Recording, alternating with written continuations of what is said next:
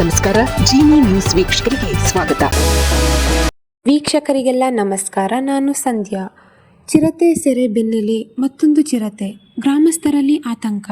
ಚಾಮರಾಜನಗರ ಮಲೆ ಮಹದೇಶ್ವರ ಬೆಟ್ಟ ಸಮೀಪದ ಇಂಡಿಗನತ್ತ ಗ್ರಾಮದ ಸಮೀಪ ಅರಣ್ಯ ಇಲಾಖೆ ಇಟ್ಟಿದ್ದ ಬೋನಿಗೆ ನಿನ್ನೆಯಷ್ಟೇ ಒಂದು ಚಿರತೆ ಬಲೆಗೆ ಬಿದ್ದಿದೆ.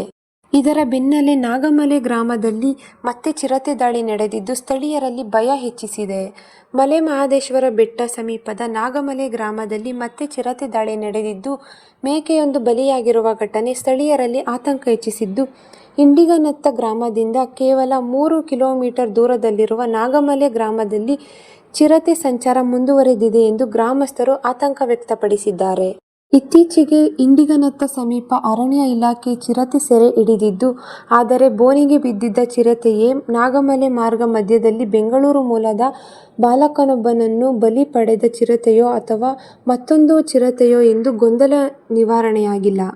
ಈ ನಡುವೆ ಮತ್ತೊಮ್ಮೆ ಚಿರತೆ ದಾಳಿ ನಡೆಸಿ ಮೇಕೆಯನ್ನು ಕೊಂದಿರುವುದು ಸ್ಥಳೀಯರಲ್ಲಿ ಆತಂಕ ಮೂಡಿಸಿದೆ. ಈ ದಿನದ ನಿರಂತರ ಸುದ್ದಿಗಳಿಗಾಗಿ ವೀಕ್ಷಿಸುತ್ತಿರಿ ಜಿನಿ ನ್ಯೂಸ್. ನಮಸ್ಕಾರ.